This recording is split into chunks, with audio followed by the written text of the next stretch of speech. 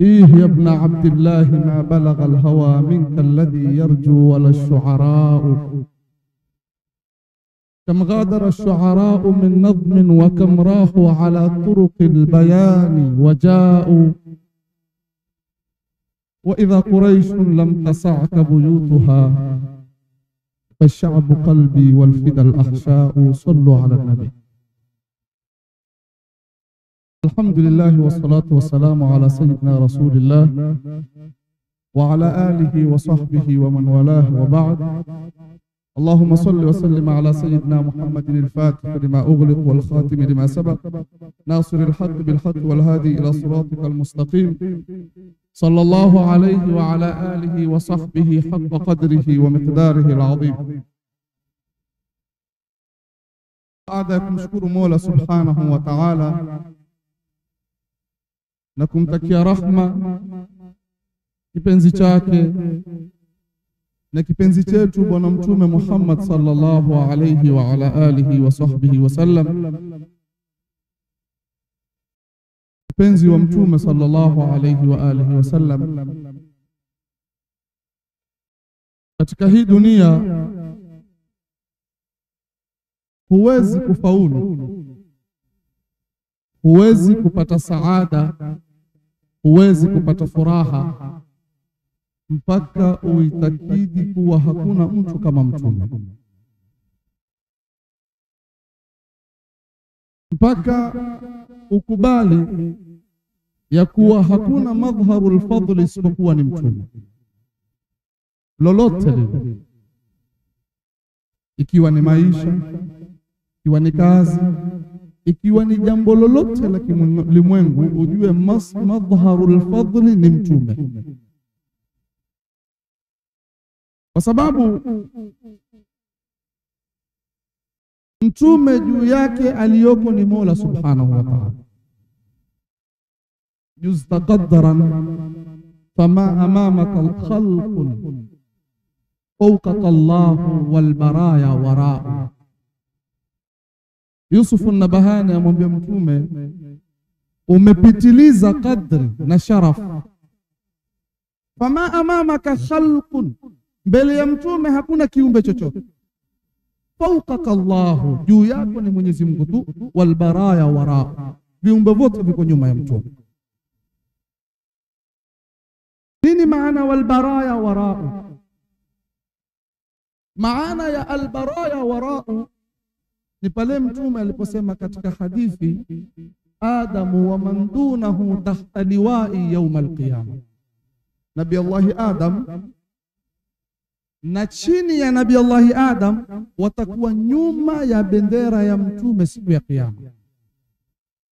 Ikiwa siku ya kiyama, siku ambao Mwenyezi Mungu asema limanil mulku al-yawm, watu wote watakuwa nyuma ya mtume. Kaif katika dunia ambao kwamba la ta'dilu janaha ba'udatin 'inda Allah, lazima tuwe nyuma ya mtume. Mtume ambaye Mola subhanahu wa ta'ala amemweka karibu katika kila jambo. Katika kuhusu mahaba, in kuntum tuhibbuna Allah fattabi'un. Katika imani, aminu billahi wa rasulihi. Katika taa, ati'u Allah wa rasulahu wa ulil amri minkum. Tena angalia power ya mtume, ati'u Allah wa ati'u ar-rasula wa ulil amri minkum. Fi'li ya taa imetolewa kwa ulil amri. Mola kusema ati'u Allah wa ati'u ar-rasula wa ati'u ulil amri, hakuna. Kwa sababu viongozi wote mpaka wachukue power kwa mtume. Ndio viongozi wote wameatifishwa kwa mtume, ati'u Allah wa ati'u ar-rasula. Lakini ilipofika kwa viongozi ikatoa wao tu, wa ulil amri minkum. Manake hata viongozi mpaka wao wachukua kwa mtume ndio wastahiki kupewa taa. Katika janibi ya neema ni mtume. Hapa ndio tunapokuja katika imani, katika mahaba, hata katika kumridhisha Mwenyezi Mungu. Wallahu wa rasuluhu ahaqqu an turduhu, ni Mungu na mtume katika janibu ridha. irdha, lakini ilivyotajwa Mungu na mtume dhamiri ikaja moja, haikuja Allahu wa rasuluhu ahqqu an turduhuma, kwa sababu ukimridhisha mtume ndio umemridhisha Mungu. Mwenyezi Mungu akaweka dhamiri moja tu, huu ni habibu wangu, haina haja tuweke dhamiri ya watu wawili. Kimridhisha yeye ndio umemridhisha Mwenyezi Mungu. Jani pia neema, ukitaka neema kuneemeshwa, swala ambalo kwamba sasa ndio laleta vurugu katika ulimwengu. Mtume aneemeshi, mtume sijua faidishi, mtume hanini, na watu wa balbala. Lakini katika Qur'ani Mwenyezi Mungu amkhutubia mtume, anamwambia wa idh taqulu lilladhi an'ama Allahu alayhi wa an'amta alayhi. Hebu kafuta hii aya. An'ama Allahu alayhi, Mwenyezi Mungu amemneemesha. Kwani mbona haikutosha hapo? Mwenyezi Mungu amemwambia mtume wa an'amta alayhi, na wewe umemneemesha. Mtume yuaneemesha, anaemesha kwa nafsi ya Qur'ani. Mtume anaemesha. Janibul ighna, mtume kukupatia, wama naqamu illa an aghnahumullahu wa rasuluhu min fadlihi. Mwenyezi Mungu ndo anakupasia, lakini lazima pembeni amweka mtume, kisha na hapo hapo dhamiri yaregesha moja. Angalia Mungu na mtume, lakini dhamiri yarudi moja.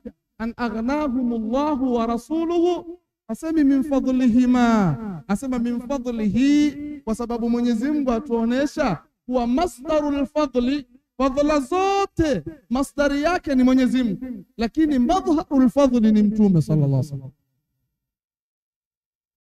Madhharul fadli ni mtume sallallahu alaihi wasallam. Ndio mtume sallallahu alaihi wasallam katika kutulekeza sisi tusimtoe katika hii daira, huwa tukitaka kwenda kwa Mwenyezi Mungu mpaka tupitie kwake. Mwenyewe katika Sahihul Bukhari hadithi ya mlango wa elimu, innamal ilmu bitaallumi, kisha mtume asema innama ana qasimun wallahu yu'ti. Innama ana qasim, mimi nagawanya, wallahu yu'ti, Mwenyezi Mungu ndo anayepeana. Sasa wewe ukitaka kigawanyo lazima umfuate nani? Mtume sallallahu alaihi wasallam. Hadithi sahihi, manake za kuulizwa mbona hadithi hiyo nani ni sahihi kwa watu wote, mpaka watu ambao hawajaenda madrasa. Hii hadithi ni sahihi, sipate shida. Manake sasa hivi ikiwa ni hadithi itakuwa masala hii hadithi vipi, iko kweli? Iko, nenda katika Sahih Bukhari babul ilmi haswa, sipate shida. Nafikiri hadithi ya pili au ya kwanza hapo hapo, innama ana qasimun wallahu yu'ti. Mtume asema mimi ndo nagawanya chochote, iwe ni elimu, iwe ni pesa, iwe ni maisha mazuri, chochote. Wewe ukijipeleka kwa Mwenyezi Mungu, Mwenyezi Mungu hakuna fungu limeandikwa kwa mtume kusema huyu pia nimemgawanyia, hupewi, taregeshwa, kwa sababu mpaka upitie kwa mtume. Ndio al-Imam al-Alusi alipokuwa fasiri aya fala wa rabbika la yu'minuna hatta yuhakimuka fima shajara bainahum, alipokuwa yafasiri katika tafsiri yake Ruhul Maani, akasema watu wakaenda kwa Mwenyezi Mungu bila ya kupitia mlango wa mtume, watafukuzwa wote, tafukuzwa. Imam Yusuf an-Nabahani akachukua maana haya akasema man arada ad-dukhula lillahi min babi siwahu jazaohu al-iqsa'u, yoyote anayetaka kuingia kwa Mwenyezi Mungu kupitia mlango hapo kwamba si wa mtume, malipo yake kufukuzwa. Lazima upitie mlango wa mtume ndio uingie kwa Mwenyezi Mungu subhanahu wa ta'ala. Innama ana qasimun wallahu yu'ti. Na mtume sallallahu alaihi wasallam baada ya kuwa yeye mwenyewe ashajisema ana afsahul arabi baida anni min Quraish. Angalia vitu viwili tofauti, na hivi vitu ndio vinawasumbua wenzetu. Matatizo yetu sisi na ndugu zetu waje kuteta katika hivi vitu tu. Wao watakawachukua innama ana qasimun wallahu yu'ti moja kwa moja. Mtume ni mwenye kugawanya, Mwenyezi Mungu yapeana. Lakini watu wa tarika wataka kufikiria mbona Mwenyezi Mtume aseme innama ana qasimun kwa ismul fa'il. Alipofika kwa Mungu hakusema wallahu mu'tin kwa ismul fa'il, akasema kwa fi'li wallahu yu'ti. Hiyo ndio kazi ya watu wa tarika, kujua kwa nini hapa kwa ismul fa'il, kwa nini hapa kwa fi'li. Mtume atuonesha kuwa daraja alompa Mungu ya kugawanya hakuna atakayempokonya, imethubutu kwake tu, kwa sababu tunajua madrasa tunafundishwa al-ismu yadullu ala thubut, jina lajulisha kitu kuthubutu, fi'li yajulisha nini? Ala al-huduth. Maana yake ukithubutu kwa mtume ndio vile vipoa vya Mwenyezi Mungu vinavyokuwa vipya kila siku, atajaddud al-istimrar. Na mfano wake, tutoe mfano, soma katika Qur'an katika suratul Mulk, alam yarau ila at-tayri fawqahum safatin. Hivi vitu vikija katika hadithi vina maana, hao wenzetu watusikie, watuhurumie pia, tusitiane viki kila siku. Vitu vikija hivi vina maana yake. Alam yarau ila at-tayri fawqahum safatin, kwa jamu ya ismul fa'il, kisha mbele wayakbidhna kwa fila, kuna safatin wa kabidhat, kwa sababu ndege anaporuka juu zile mbawa akizifanya hivi huwa ametulia, hajatulia, zimethubutu sio? Anapozipiga pija huwa zimefanya nini? Huduthi. Sasa ismul fa'il yadulusha thubut, ikija safatin kuonesha kwa zimetulia. Ilipokuwa kupiga mbawa ni kitu cha kuzukazuka, ikaja kwa fi'il mudhari, kwa sababu tajaddud al-istimrar, ule ndege aendelee kupija, hazikuja bure. Ndio inma ana qasimun wallahu yuti, haikuja bure bure. Mtume sallallahu alaihi wasallam baada kusema hadithi hii tukapata mafhumu ya kuwa mtume ndio kila sababu ya neema kabisa. Na tukiondosha utata huu kwaja pale kwenye kuvutana, basi semeni kwenye mimbar. Afwan, nimeona klipu moja katika nikash ya hapa, ni mmoja asema basi kuanzia leo, walidi wengine wasema kuanzia leo tuseme mtume ni sababu ya neema, tusiseme mtume anaemesha. Swali, Waarabu wasema hivyo? Waarabu wasema ambata ar-rabi'u az-zar'a aman ar-rabi'u sababu nabati az-zar'a, ambata ar-rabi'u az-zar'a kwenye vitabu balagha vote. Sasa wewe utakuja vipi Mswahili tulazimisha tuseme mtume ni sababu ya neema, wakati Waarabu wenyewe wasema nini? Mtume anaemesha. Watakati Qur'ani asema wa an'amta alayhi, wewe tulazimisha tuseme mtume ni sababu. Kiswahili chetu tutasema, lakini Kiarabu hasemi hivyo. Kaida fupi, tunaposema mtume anaemesha, tumefuata usulubu wa Qur'ani, usulubu wa Kiarabu. Na hili linatoka katika kaida ambapo sema al-ishtiraku fil wasfi la yani al-istiwaa fil maratib. Kushirikiana katika sifa haimaanishi kuwa sawa katika daraja, kwa sababu kwenye Qur'ani zimekuja. Sisi tunajua kila siku mwenye kufisha ni Mwenyezi Mungu. Hakuna Muislamu ambaye hajui hilo. Allahu yatawaffa al-anfusa hina mauti, Mwenyezi Mungu ndo anazifisha nafsi. Lakini katika Qur'ani Mwenyezi Mungu atakul yatawaffakum malakul maut, mwenye kufisha ni Mungu, ni malakul maut. Mbona Qur'ani umeelewa hapa, kwa mtume utakuelewa? Tendekeza wewe, uelewe kwa mtume tu basi. Qur'ani wapita kila siku na ni hafidh. Kul yatawaffakum, si hafidh huyo, yani ni hafidh amehifadhi Qur'an. Kul yatawaffakum malakul maut, malakul maut ndo anayeua. Allahu yatawaffa al-anfusa.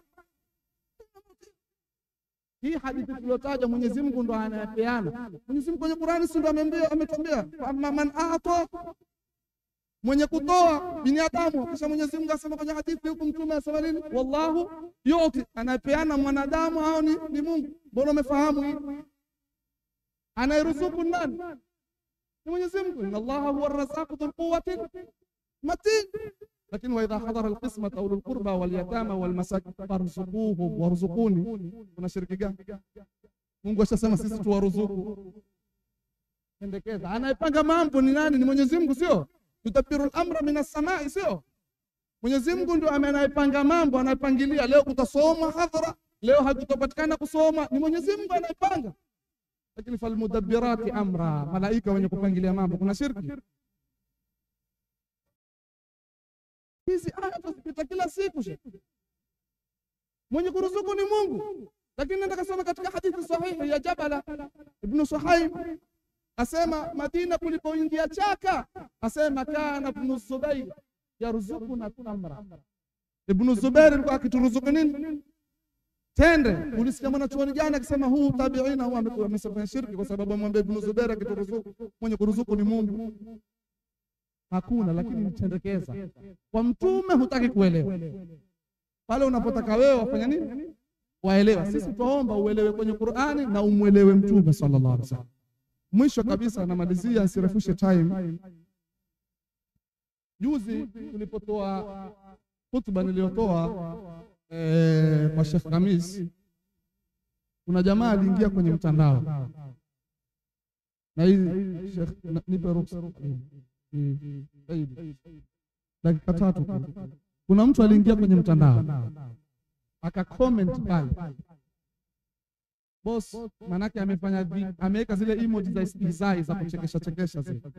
Amesema umesema bid'a ni mbili, nakira na nakira, kwa hivyo ni bid'a ni vitu tofauti. Nakira ikikaririka huwa vitu ni tofauti, na dhalala pia imekaririka. Je, dhalala kuna upotevu mzuri na upotevu mbaya kama mnavyodai watu Maulidi, bid'a mzuri na bid'a mbaya? Swala ameuliza hivi. Lakini nataka usikie vizuri. Vile vibonzo vitakurejelea wewe, vile zile emoji za istihzai zitakurejelea. Ahmad az-Zarruqi katika kawaid tasawuf yake, kawaid tasawuf, asema al-mutakallimu fi kulli fannin min fununi al-ilm, yoyote mwenye kuzungumza katika kila fani katika fani ya elimu, idha lam yulhiq far'ahu bi aslihi wa yuhaddith aslahu min far'ihi wa yasil ma'qulahu bi manqulihi wa yansub manqulahu bi ma'anihi fasukutuhu awla min kalamihi. Yoyote ukiuliza swali jipange. Mwenye kuzungumza yote katika fani lazima aangalie pana asli pana na far'i. Asli ni ile kaida niliyozungumza mimi. Far'i ni zile zinazoingia katika zile kaida. Walikulli qaidatin istithna shekhe. Kama kullu si kulli. Lakini kaida huwa zina istithna zake. Utaambiwa ukifanya hivi lazima ufanye hivi. Nenda kasome tu al-ashbah wa an-nadhari ya Imam Suyuti. Kaida ya kwanza tu al-umuru bimaqasidiha, mwanzo pale kwenye kitabu. Hebu angalia zimetolewa istithna ngapi? Lakini hii haingii, lakini hii haingii, lakini hii haingii. Sisi tukwambia kweli nakira ikija huwa ni vitu viwili vikaririka, lakini sio kila mahali. Jina la dhalala ni upotevu, ni jina baya. Duniani hakuna upotevu mzuri. Kutumia akili. Basi kuketi peke yako kukafikiria kwa hii ni upotevu, haigawanyiki. Uandike comment bure. Alokutuma mwambie alokutuma umekwama. Na ukirudi katika Qur'an, rudi sitarudisha huko katika Qur'an. Nenda tu katika kitabu kidogo Zubdatul Itqan, ambao kwamba ni mukhtasar ya al-itqan fi ulum al-Qur'an ya Imam as-Suyuti au as-Suyuti au as-Suyuti, zote sema. Nenda kitabu kidogo hichi, amemnukulu mwenye Arusul Afrah Bahauddin, aelezea hizi kawaidi za majina zikija. Jina likija maarifa na maarifa huwa ni kitu kimoja, lakini kisha kwambia wengine kwawezekana kuja ikawa si kitu kimoja, ni vitu mbali. Kama kutiba alaykum al-qisasu fil qatl al-hurru bil hurri, muungwana huu sio muungwana huu, akiuliwa huu uliwa huu mwingine, ama sivyo? Hivyo na katika nakira pia inawezekana kuja, lakini ikawa haijanyiki kulingamana na waki wa kile kitu. Yasalunaka ani shahri al-harami qitalin wa nakira, kul qitalu fihi ni moja, vita mmoja wote. Kwa hivyo kasome, katwali, wacha uvivu kutuma kuingia kwenye comment. Usiingie kwenye comment.